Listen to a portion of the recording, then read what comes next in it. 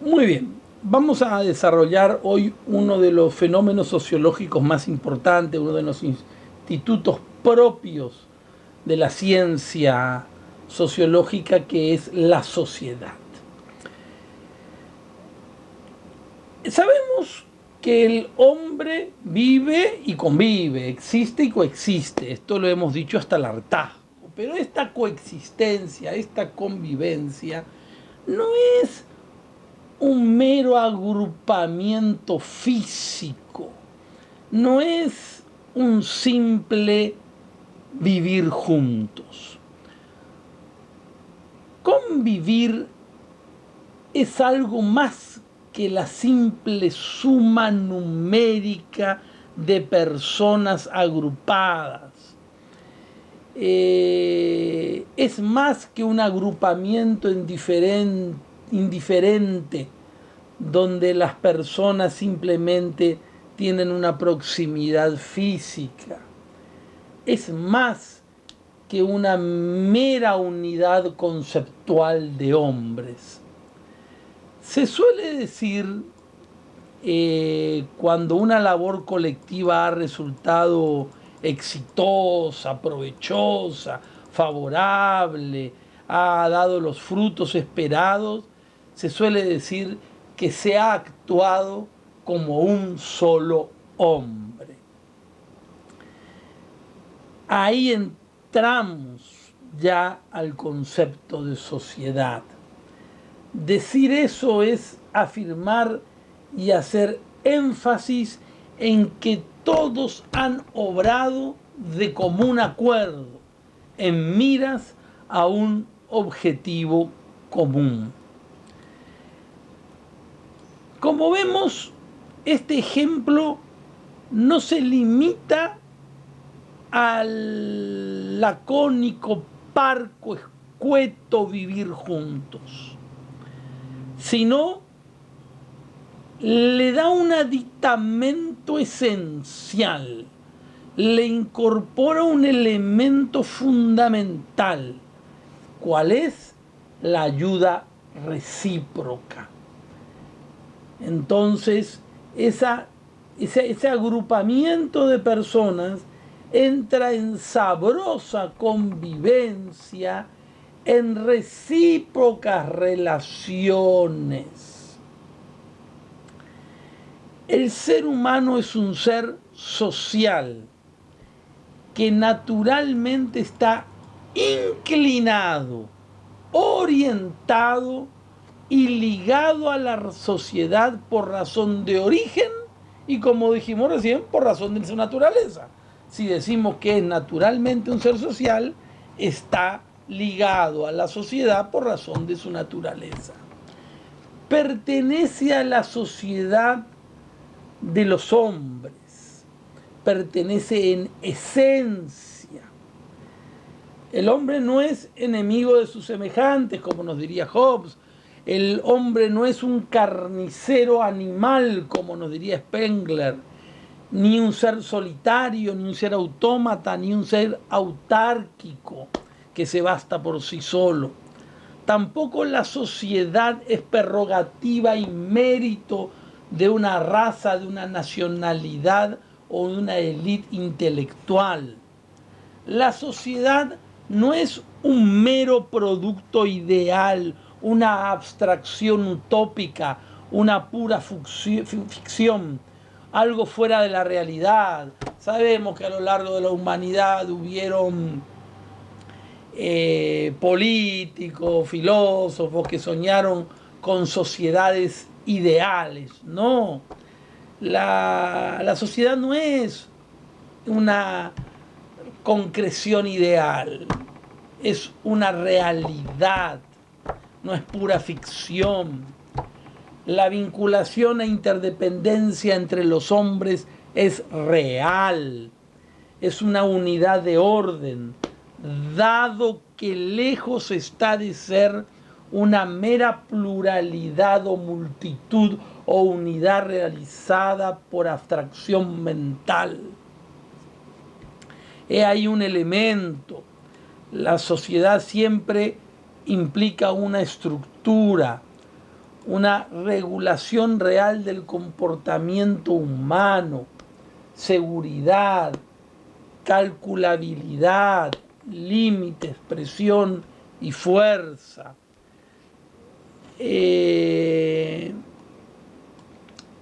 Levi, en un concepto limitativo de la sociedad al grupo, nos dice que la sociedad es un grupo de seres humanos que posee un sistema operacional que basta a sí mismo y que es capaz de existir más allá del margen vital de un individuo. El grupo procede, por lo menos en parte, de la reproducción sexual de sus miembros. Fisher, por su lado, nos dice que una sociedad es la estructura formada por los grupos principales interconectados entre sí, considerados como una unidad y participando todos de una cultura en común. Pues bien, esta estructura de la que estamos hablando, ya tangible, ya percibible, ya real, descartado la posibilidad ideal, abstracta, descartada la posibilidad de la asociabilidad, tenemos que entender que esta figura propia del estudio sociológico tiene determinados elementos o características. El primer elemento que podemos citar es la unidad demográfica. Es una unidad física irreductible de la sociedad. ¿Cuál? La persona. Hemos visto que el hombre no existe sin más, sino que es coexiste con los demás y con la naturaleza. Y ese coexistir es su mismo existir.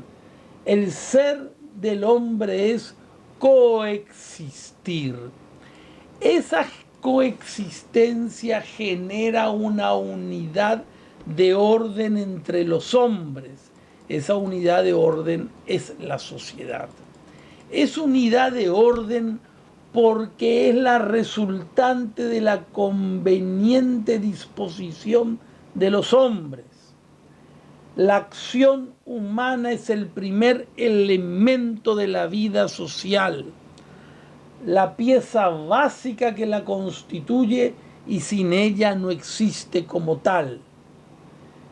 Los autos, los edificios no conviven aunque estén agrupados y juntos. Otro elemento de la sociedad es la zona geográfica común. Y es así que la sociedad se asienta en un territorio determinado. Las sociedades políticas actuales constituyen, bajo la forma de Estado, generalmente establecen sus fronteras o límites de manera coincidentes con los de una sociedad. Sin embargo, esto no excluye que dentro de un territorio, de un Estado, se asienten varias sociedades o viceversa, que una sociedad esté asentada en varios estados. Un tercer elemento es que está constituida por grandes grupos. Las personas forman parte e integran grandes grupos que se diferencian entre sí por su función social. Es indudable que una persona puede formar parte de varios grupos. La familia, grupo primario por naturaleza. Los grupos económicos, modernamente asentados en la comunicación, en el intercambio y la tecnología. En este sentido podemos afirmar que sin comunicación no hay sociedad, así como sin diálogo no hay relación entre personas. La comunicación permite el intercambio de palabras, de conocimientos, de acciones, de obras, de bienes. La sociedad también se nos presenta entonces como un sistema de intercambio de bienes y servicios necesarios y útiles para la vida del hombre en sociedad. Entonces tenemos el grupo familiar, el grupo económico, el grupo educativo. Hoy está en tela de juicio si es criterio o es el mejor criterio, mejor dicho, que las clases sean presenciales o las clases sean virtuales en razón de la pandemia. Pero hay algo que no se discute, la necesidad de la educación. Es ahí que el grupo educativo adquiere relevancia trascendental en la existencia del grupo total que es la sociedad. Y hablábamos también de otros elementos. Podemos citar la cultura en común, el elemento aglutinante de las personas en la sociedad, sin lugar, es la cultura compartida. A esta y a sus elementos hemos referido la clase anterior. Hablamos del lenguaje dentro de los presupuestos de la cultura como mayor trascendencia. El hombre sin lenguaje no podría exteriorizar su pensamiento, no podría manifestarse, no podría comunicarse, dialogar, discutir. Aristóteles, con absoluta claridad conceptual, refiriéndose al lenguaje y a la comunidad, decía que la razón por la cual el hombre es un animal político más que cualquier abeja y que cualquier animal gregario es evidente. La naturaleza, nos decimos, no hace nada en vano y el hombre es el único animal que tiene palabra, pues la voz es el signo del dolor y del placer, y por eso la poseen también algunos otros animales, porque su naturaleza llega hasta tener sensación de dolor y placer e indicársela unas a los otros, pero la palabra es para mostrar lo conveniente y lo perjudicial, así como lo justo y lo injusto. Y es por lo propio del hombre frente a los demás animales poseer él solo el sentido del bien y del mal, de lo justo y de lo injusto, y de los demás valores. Y la participación comunitaria de estas cosas es la que constituye la casa y la ciudad. Las palabras de Aristóteles son bastante claras y elocuentes en cuanto a la importancia del lenguaje para la vida comunitaria, para la vida de relación. No podría haber relación, no podría haber naturaleza social sin lenguaje. A lo mismo pasaría con el derecho como sistema de regulación de conducta social, las costumbres arraigadas profundamente en la tradición de las sociedades, la religión, las creencias, los valores, entre otros, hacen a la cultura en común. Otro elemento de la sociedad es la unidad funcional. La vida del hombre en sociedad se realiza en medio de un denso tejido o red de relaciones de muy diversa índole. La vida humana social es convivencia multiforme y multifuncional. Esta red profusa de relaciones constituye un verdadero sistema. Es decir, toda sociedad está conformada por grupos humanos que viven en común de manera estructurada, organizada y ordenada. La sociedad organizada se desenvuelve en constante dinamismo, en continuo progreso. Claro, la palabra progreso tal vez la podríamos suplir por la palabra proceso, dado que podemos haber sociedades que progresan y sociedades que regresan. Es decir, el proceso puede ser progresivo o regresivo. Si bien la sociedad se nos presenta como una unidad sustentada, entre otras cosas, en la organización de la acción común, existen internas diferenciaciones funcionales. Dentro de cada sociedad, obviamente, hay funciones distintas entre cada grupo de sus integrantes. cumple una función la familia, cumple una función el grupo educativo, el grupo político, el grupo económico, el grupo recreativo, ¿no es cierto? Muy bien. Hoy nos damos cuenta de esa importancia de la función del grupo recreativo en tiempos de pandemia, donde vemos que la gente clama por recrearse, clama por volver a actividades físicas, deportivas, de turismo, propias de la recreación. Aunque también recreación son actividades intelectuales no obligadas, como la lectura de un libro. Bueno, otro elemento es la unidad, es una unidad social separada. Es evidente que al habernos referido a los caracteres que anteceden, la peculiaridad de constituirse la sociedad como una unidad separada salta a la vista. No obstante, con esta nota distintiva se hace notar que la sociedad reconoce la presencia de una autoridad que lleva adelante esa organización. Es fundamental que alguien emita órdenes para una acción conjunta y coordinada de los hombres. Por ejemplo, vemos hoy día con estas posibilidades o múltiples posibilidades que nos dan las comunicaciones globales, cómo cada sociedad ha actuado de manera distinta frente a la pandemia, los logros han sido distintos, las expectativas de sus integrantes en algunas sociedades han sido plenamente satisfechas, en otras de menor grado y en otras absolutamente insatisfechas. Ahora vamos a hablar de la función de la sociedad, que viene de la mano de haber hablado obviamente de la unidad funcional. Al referirnos a esta unidad funcional como elemento caracterizante de la sociedad, expresamos que la convivencia social se da en medio de un denso y tupido tejido o red de relaciones interpersonales e intergrupales de múltiples y distintos tipos, los que nos lleva a afirmar, dadas las diversas formas que adoptan las relaciones y las variadas funciones que se desarrollan, que la vida social es convivencia multiforme y multifuncional.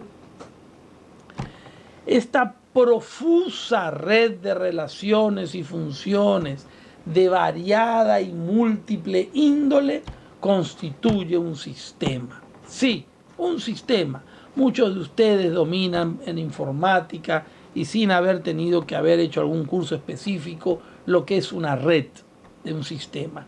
Esa red es la sociedad. La sociedad es igual a esos sistemas que ustedes ven intercomunicados entre sí, donde existen pequeños subsistemas. Si bien la sociedad se nos presenta como una unidad sustentada, entre otras cosas, en la organización de la acción común, existen internas diferenciaciones funcionales.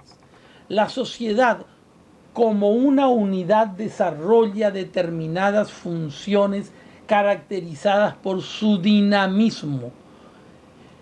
Los sociólogos suelen hablar de funciones generales y funciones específicas. Funciones generales, por ejemplo, una condición temporal y espacial esencial, ya que reúne a las personas en el espacio y en el tiempo para hacer posible la interrelación vital. Otra cosa es que posibilita la comunicación entre sus integrantes. ¿Por qué? Porque le entrega a los integrantes de cada sociedad un lenguaje en común que les permite la comunicación. Si no tuviéramos ese conjunto de signos y símbolos que nos permitiese a todos entendernos de manera fácil, de manera ordenada, sería un caos la coexistencia. No podríamos proyectar un futuro, no podríamos expresar sentimientos, no podríamos concretar valores. También, gracias al dinamismo propio de la acción social, la sociedad se encuentra en un continuo proceso en el que diariamente, a través de ciencia y tecnología, otorga a sus integrantes un mayor confort, una mejor calidad de vida. Imaginémonos lo que pasó, la pandemia. Inmediatamente pudimos hacer uso de esos instrumentos de tecnología.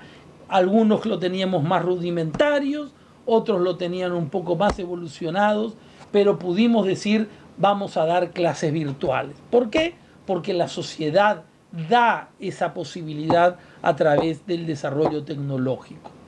También proporciona un sistema de estratificación de estatus y roles a fin de que cada persona que la integra tenga una posición relativamente estable y reconocible en la estructura social, y de esta manera poder prever cómo desenvolverse socialmente. Es así que algunos son médicos, otros abogados, otros arquitectos, otros periodistas, otros jueces, y cada uno tiene una expectativa propia conforme el rol que ocupa. Esas son las funciones generales. Dentro de las funciones específicas, las sociedades establecen mecanismos propios de desarrollo de movilidad social, instituyendo formas de renovar a sus integrantes. Por ejemplo, el noviazgo, el matrimonio, la parentela son formas de integrarse en la sociedad. También a través de las diversas instituciones, la sociedad facilita a sus miembros los instrumentos y mecanismos apropiados para la correcta socialización de sus integrantes a través de la educación formal y de la educación informal.